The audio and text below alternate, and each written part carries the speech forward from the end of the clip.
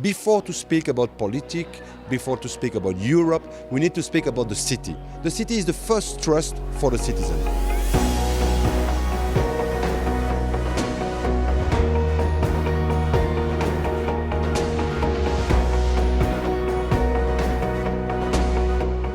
Adopted and launched today a manifesto, the City Leaders Agenda for the Future of Europe, which is really pushing for a more citizen-focused Europe, EU, a decarbonized Europe, a Europe where no one is left behind, so that doesn't have the poverty levels that exist today, and that can have a fair and inclusive and strong digital transformation.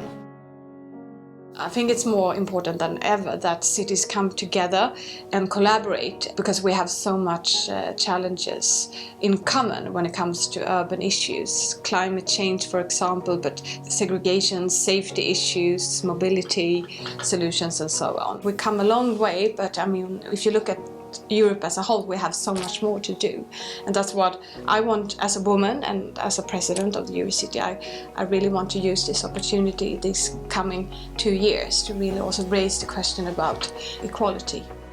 What is very important for me is the network of cities, by example. What we decide together with the other mayor to speak about housing, to speak about poverty, to speak about all these subjects that the citizen wants that we do something for the climate also, for example.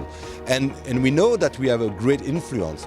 All the mayors work together because they know that the people can speak with the mayor, not with the institution. It's very difficult to speak with the commissioner, for example, but it's very easy to speak with the mayor of a deputy mayor. And then this trust between the citizens and the cities is very important for the future of Europe. I think that's also an important issue that has to deal with our biggest challenge today, which is the climate change and the sustainability affairs.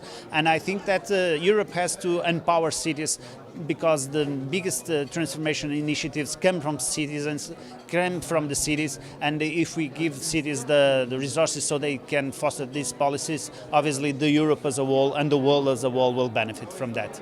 We need to make sure that when people are given the choice, given the resource, given the power to make decisions, they're able to do so in an informed way, that we work with them to build their capacity to use those resources in a way that will genuinely benefit their communities and reduce inequalities. If we can do that, working in partnership with our communities, then we will be able to deliver successful, sustainable social change, which is what everyone needs. I think the mayors are actually, in the future, they will be even more important than the national leaders of, changing society to the better. I think it can shape the future of Europe in many ways. The first one is obviously establishing a stronger link between the European Union and the European institutions and the citizens, like our campaign from Eurocities states. Also, I think that we can play a higher role in terms of the contribution of the European policies. The cities should collaborate more, and we also need to make the urban issues on the agenda on the EU level, and that's very important for the new Commission that should really have a commissioner in charge of urban policy and to see the needs that the big cities has. It will be very important to have a specific commissioner dealing with urban affairs, also to reinforce the statement of institutions like Eurocities and also like the European Committee of the Regions close to the Commission, and that they should have stronger power to control and to help the European Union to build better policies.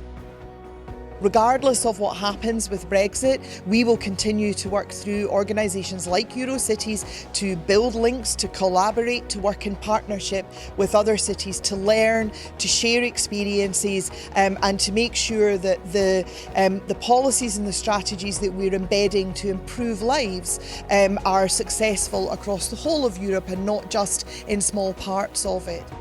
This summit has been a great experience, a great way to really address a call to all European and national leaders that they really need to start listening and working with citizens. And if they do work with cities and city leaders, it will mean exactly that, putting citizens at the heart of Europe. And that's what Europe needs now.